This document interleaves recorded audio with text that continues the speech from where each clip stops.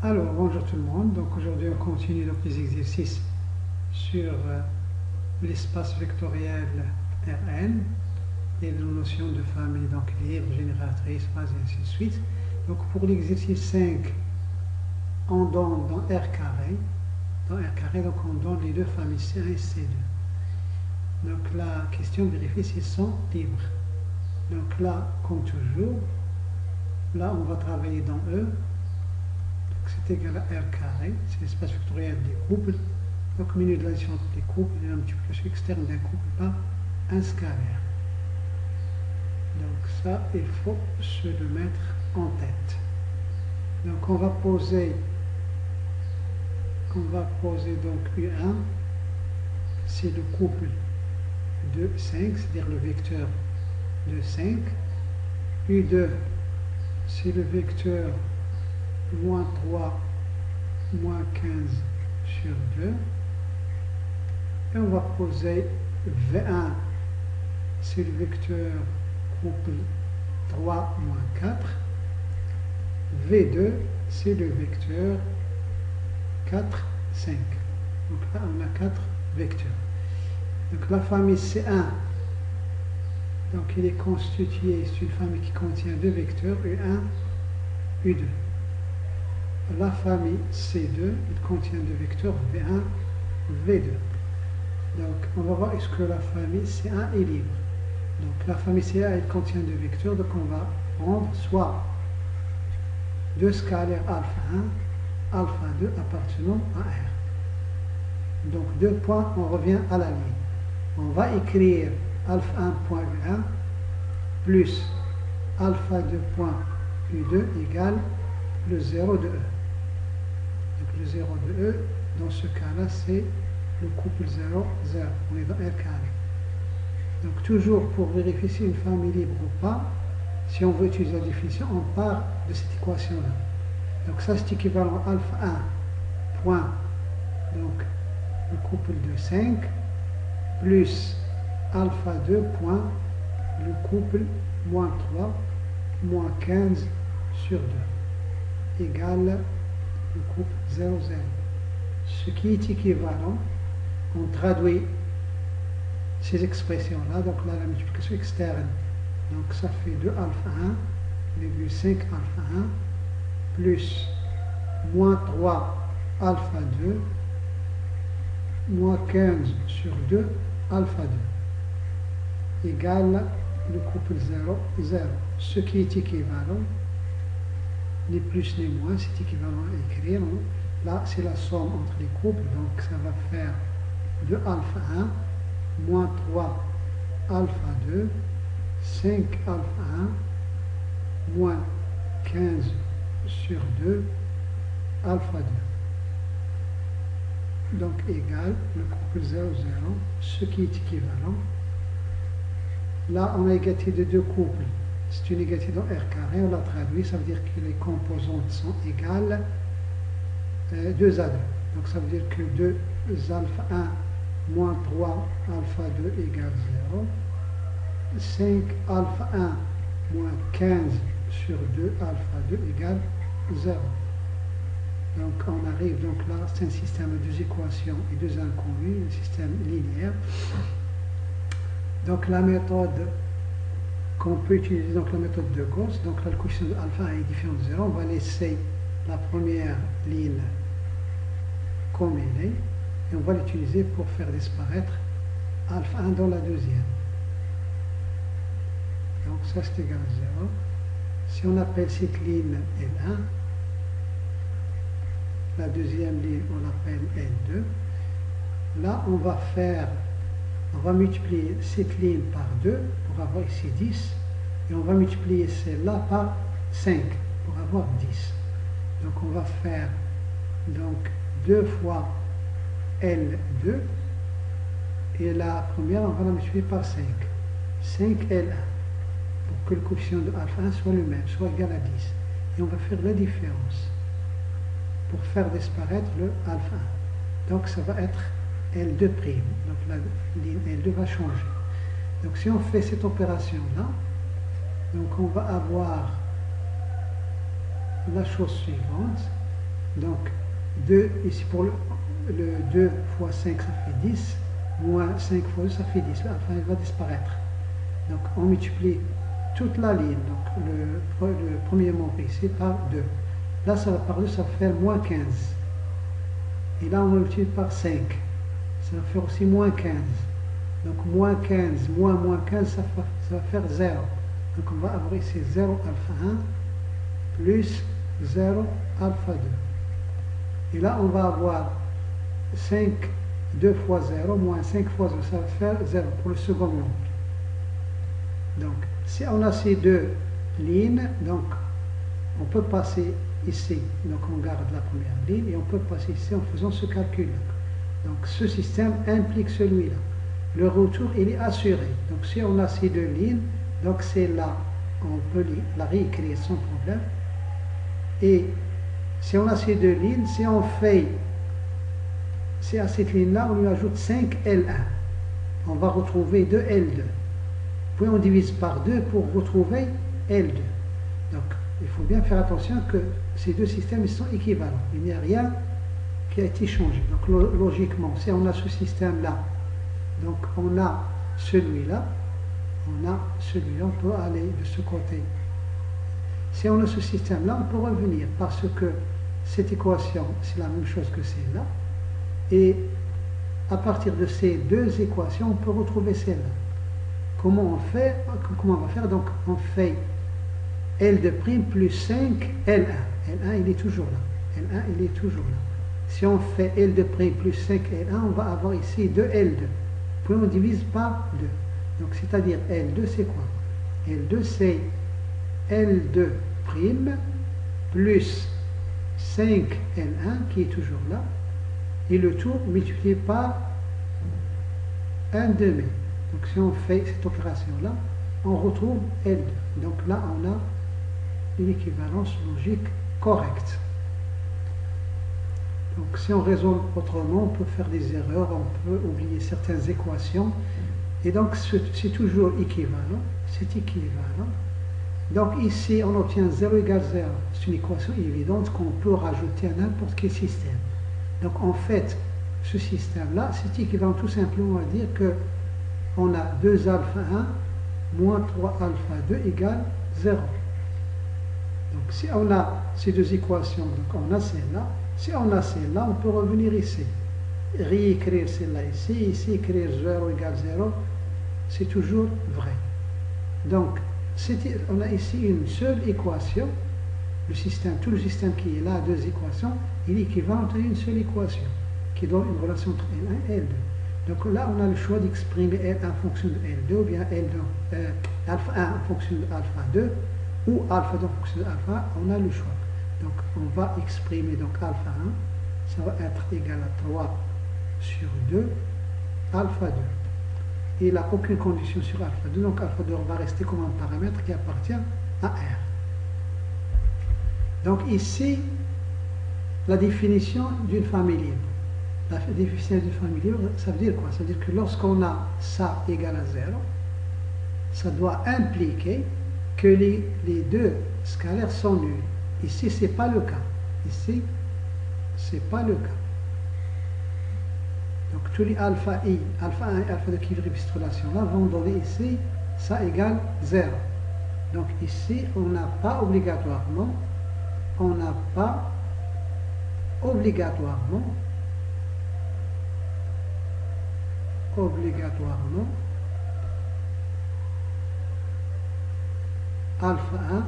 égale alpha 2 égale 0. On n'est pas arrivé à cette relation de façon obligatoire. On est arrivé à cette relation-là qui a une infinité de solutions. Par exemple,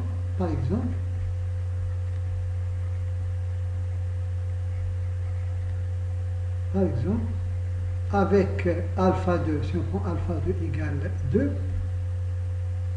alpha 1 va être égal à quoi? Donc 3 demi de 2, ça va faire 3. On va avoir 2 U1 plus 3 U2, ça va donner 0. En fait, donc avant de continuer. Donc par suite, la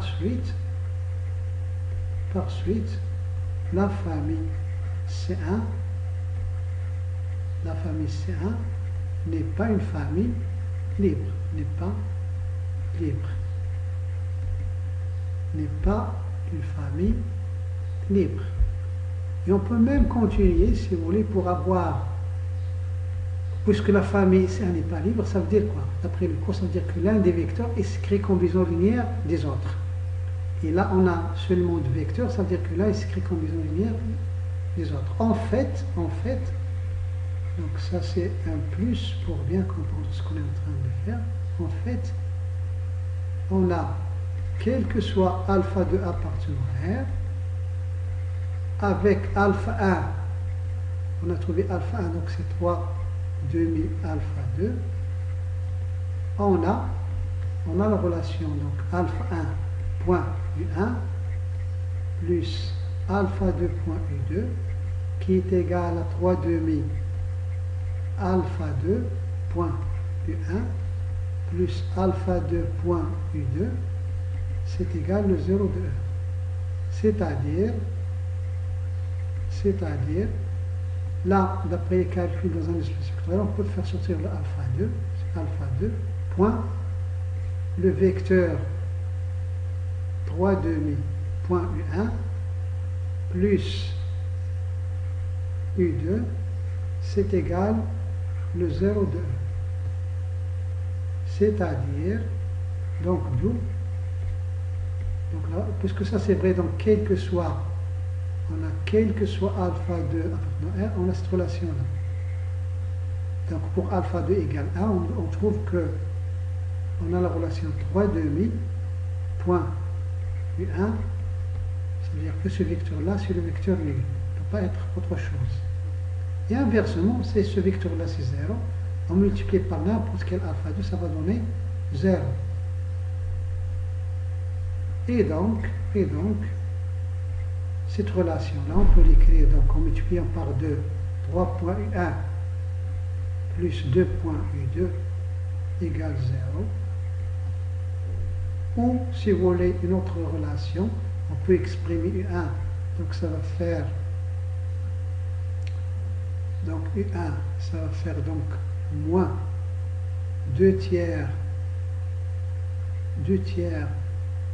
point U2, ou si vous voulez, on peut exprimer donc U2 en fonction du U1, U2 c'est égal, on fait passer ça de l'autre côté, donc c'est égal à moins, et on multiplie par 1 demi, donc moins 3 demi point U1, et ainsi de suite. Donc on a, donc U1 est combinaison linéaire, donc U1 est combinaison linéaire de U2. Ou si vous voulez, là on a U2 et combinaison linéaire de U1. Ce qui montre bien que l'un des vecteurs s'écrit combinaison linéaire de l'autre. Ensuite, donc pour la famille C2, donc de même, pour C2, pour étudier est-ce que la famille est libre, donc on va partir de, on va prendre donc deux scalaires, donc on peut changer soit bêta 1, bêta 2 appartenant à R. Donc ce vecteur-là, on a appelé V1, celui-là, on a appelé V2. Donc on va partir de l'écriture bêta 1.V1 plus bêta 2.V2 égale le 0 de R carré. Donc on part de cette équation-là. Et on essaie de traduire les choses. On va voir ce que ça donne. Est-ce qu'on aura obligatoirement bêta 1 égale bêta 2 égale 0 ou bien autre chose. Donc là, ici, on pose la définition. Et après, on fait des traductions suivant l'espace dans lequel on se trouve. Donc cet équivalent-là à bêta 1 point le couple 3 moins 4 plus bêta 2 point le couple 4, 5. Le 0 de R carré, donc c'est le couple 0, 0. Ce qui est équivalent. On utilise donc le calcul dans R carré, on fait entrer le bêta 1 à l'intérieur, le bêta 2 à l'intérieur, donc ça va faire 3 bêta 1 moins 4 bêta 1 plus le couple 4 bêta 2, 5 bêta 2 égale le couple 0, 0, ce qui est équivalent exactement à dire que 3 bêta 1 plus 4 bêta 2, virgule, moins 4 bêta 1 plus 5 bêta 2 égale le couple 0, 0. On passe à l'égalité des composantes, c'est-à-dire que 3 bêta 1 plus 4 bêta 2 égale 0, moins 4 bêta 1 plus 5 bêta 2 égale 0, ce qui est équivalent. Donc en fin de compte, là, dans la plupart des calculs qu'on fait dans les espaces réels, on se ramène à des systèmes linéaires avec une équation et m inconnus. Donc là on a deux équations et deux inconnus. Donc on garde ici l'équation de bêta et différenciation, on garde la première ligne, ça va faire 3 bêta 1 plus 4 bêta 2 égale 0. Ici on va multiplier cette ligne par 3 et on va multiplier cette ligne par 4 et on va faire la différence. C'est-à-dire on va faire 3 fois la ligne L2 et on va faire moins 4 fois la ligne L1 et on va faire la différence.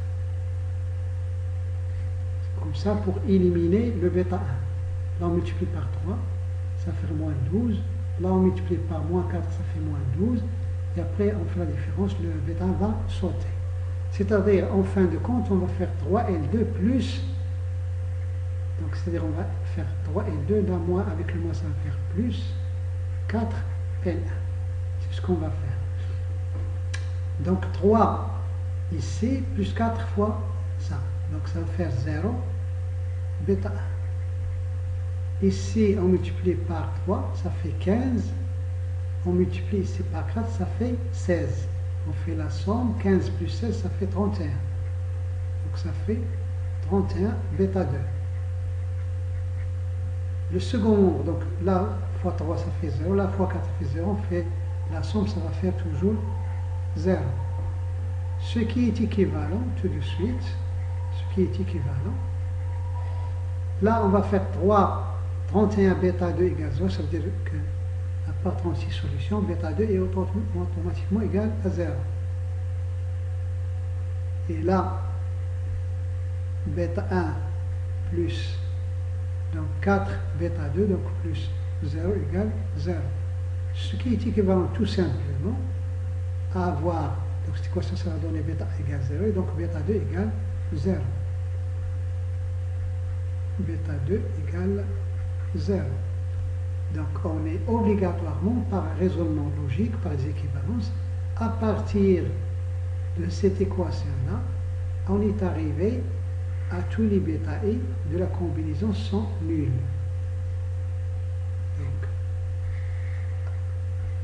Donc tout ça, c'est équivalent à tout ça. Donc d'où la famille C2 est une famille libre. Est une famille libre.